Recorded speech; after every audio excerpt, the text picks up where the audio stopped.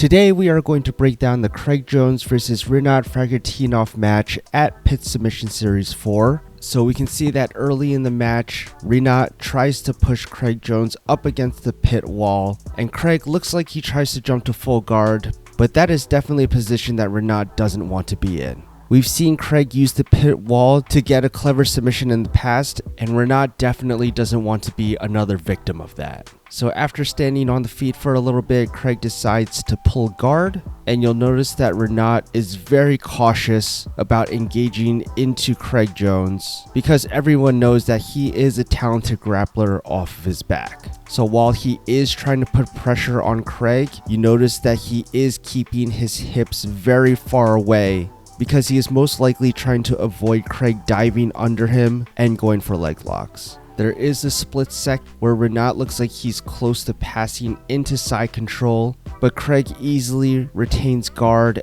and while recovering, he does manage to bring Rinat into his closed guard, which is definitely not a position that Rinat wants to be in. Craig has a lanky build, and that does allow him to throw up those triangles and other submissions from bottom very easily. So for a brief second, we see that Craig Jones tries to dive his left arm under Rinat's right leg. He almost lets himself get trapped in an arm triangle position. And when you're in this position where the top person has their head in the other person's armpit, it's very common for them to go for a head and arm grip. Little does Rinat know that this is actually a setup for the buggy choke. Now this is very interesting because I personally have not seen anyone throw up a buggy choke from the closed guard. Most of the time this is a submission that you would see from bottom side control, but if you have the flexibility and you have the right angles, it looks like something that is definitely viable. Now Rinat does a really smart thing in this position where he lets go of the head and arm grip, and then he swims his right arm under Craig's left arm, and then he locks up a body lock on him. From here, he shrugs his traps, his shoulders, and his neck into a tight ball, so it's much harder for Craig to get a clean choke on him. And then he starts driving his head into Craig's armpit to try to pry his head out of the choke. Also notice that Rinat is keeping his hips squared up towards Craig, and this is going to be an important detail for later in the match. Craig realizes that he's not going to get the buggy choke, and then he transitions back into open guard. It looks like Rinat is trying to use the same strategy as before, where he is trying to put pressure on Craig, but also keeping his hips very far away to make sure that he is safe from the leg locks. Craig does like to play from Z-guard, and he does like to keep his knee shield very low. That gives the top player a lot of options to start passing the guard. But whenever Craig gives something that looks like it's advantageous for his opponent, he does use that as bait to go for a submission from there. Rinat commits his hips forward for a body lock. Craig throws up another buggy choke from here. Now this buggy choke is definitely tighter than the previous one. Craig was able to cover up the gap that wasn't originally theirs, and because Rinat is being choked in this position, he does have to switch his hip positioning from being squared up to being on the side to change the angle just a little bit so he's not being choked in this position. The only problem is when his hips are to the side now, that allows Craig to be in a better spot to transition himself. So he does transition from the buggy choke to a hip bump sweep, and he's able to land into full mount. The reason that the hip bump was so easy to hit is because Rinat's hips were already on the side. Craig's left leg is already in a position to do a scissor sweep, and all Craig has to do is transition his right arm from locking up the buggy choke to bringing his arm to the back of Rinat's right elbow, scooping it under him, and that allows him to complete the sweep very easily. Now we have to remember that Rinat is primarily a MMA fighter, and so it's very natural for him to want to grab behind the back when he's in full mount. And if you keep the body close, that means that they're not going to be able to strike effectively. But this is not an MMA match. And so if his arms are occupied behind Craig's back, that means that there's nothing defending his neck and Craig starts going for a no-gi Ezekiel choke. Rinat realizes that he needs to defend, so he brings his arms back in. Craig looks like he is trying to isolate an arm, bringing Rinat's elbows up, but Rinat actually does a great job of exploding from bottom mount. But Craig also does a good job of making sure that he's able to maintain the position from here as well. He doesn't allow Rinat's knees to get into inside position, and when Rinat is pushing against Craig's upper body, Craig changes the angle of his chest. So instead of pushing Craig directly, Craig changes the angle of the push so it's not as effective as it should be, and he is able to stay in mount again. Craig continues to put that mount pressure on Rinat, going for no-gi Ezekiel chokes, a few smother chokes along the way, and continues to try to maintain mount. Rinat explodes out of bottom mount again, but this time he is able to get his knee on the inside of Craig's hips. That allows him to elevate Craig over his body. He goes out the back door, and he is able to escape Craig's full mount. While it is impressive that Rinat was able to survive mount, we have to realize throughout this entire match he has been on the defense and he hasn't been able to get any sort of offense going this entire match.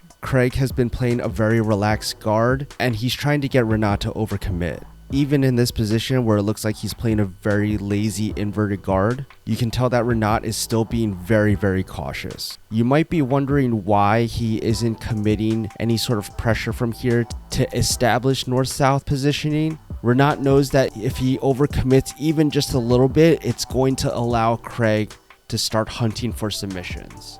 I pulled guard, we're playing around. I was trying to lure him in. I was trying to give him side control, give him more south, but sometimes when you just give someone something, they go, oh, it's a trap, and they don't take it. It's like when your girlfriend or wife's friend messages you, it's a trap. So we're at the 2:30 mark, time is starting to wind down, and it's pretty clear from the beginning that Craig was trying to go for some sort of highlight reel submission because of the multiple buggy chokes that he attempted. But with time running down, the last thing he wants is for this to go to a decision. Now it's time for Craig to start getting serious. So we see that Rinat pushes Craig's right elbow across his body, and that leaves Craig's right side exposed. And that is when Rinat decides to commit to putting pressure on Craig and goes for a body lock on him. But Craig is able to create space immediately, so the body lock isn't as effective as it should be, and that allows him to bring his legs back, and he is able to have a head and arm grip, which allows him to spin and start going towards Rinat's back. And because Rinat is defending the guillotine grip, Craig spins around and flattens Rinat on his side. And the reason that Rinat is flat is because he wasn't able to post with that left arm. Now Craig is in a power ride position and it puts Rinat in a very bad spot because the two major options that you have from here are either fighting to get into turtle, which means that Craig is going to start attacking the back, or you can turn into Craig hoping that you'll be able to retain guard. But if you look at Craig's hip positioning, he's very careful to make sure that his hips are above Rinat's right knee line. When Rinat decides to turn into Craig, all Craig has to do is lift his left leg up when he starts turning into him, and that allows Craig to transition into full mount very easily. And if you're asking why he decided not to go to turtle, it's because having Craig on your back is pretty much guaranteed that you're going to lose the match immediately. So Craig is able to get in this full mount position again that we've seen before, and with Rinat's left arm on the outside of Craig's right arm, Craig tries to use that to his advantage and brings his hips up, and it looks like for a brief second he was trying to go for an S-mount armbar, but Rinat is a tough guy. He is able to get his elbows back into position, and Rinat did a similar escape that he did before, and then he explodes from bottom mount to create space, and he's starting to look to get up. Craig this time decides to follow him, and the main thing that he's looking for is he's trying to get his knee on the back of Rinat. This is the same triangle setup that he did against Phil Rowe in Pit Submission Series 3, when Craig was able to submit Phil Rowe with a flying triangle up against the pit wall. Normally for this triangle setup, Craig wants Rinat to keep his right hand posted on the floor. But instead, Rinat was able to use his right hand to grab Craig's left arm to reverse the position and end up on top. Because he does have that deep underhook on his left side, Craig uses that to his advantage to throw up almost like a rubber guard from this position. So Rinat's posture is broken right now. Craig is able to maintain control of Rinat's right wrist with his left arm, and then he is able to sneak his left leg past Rinat's right arm, so he is able to start locking up the triangle from here. Craig does the classic triangle adjustment by grabbing his shin, using that to adjust the angle. He's then able to get himself into a classic triangle position from here. And one thing that I found interesting is that Craig isn't really worried about Rinat's left arm being stuck on his right side. A lot of times during a classic triangle, a lot of people try to bring the arm over to the other side so they're able to get a tighter triangle choke. But instead, Craig focuses on making sure that he's able to get the grip under Rinat's right armpit, and he's able to squeeze the triangle from there. We get into about this position, we finally snuck our leg in. Here, we started to lock it up. Everyone reaches for this leg. Don't worry about this leg. Under the armpit, drag the elbow to you. Bring our knee in front of the shoulder, push the shoulder, and now we're able to secure it. And if we're lucky, we go to sleep a few times.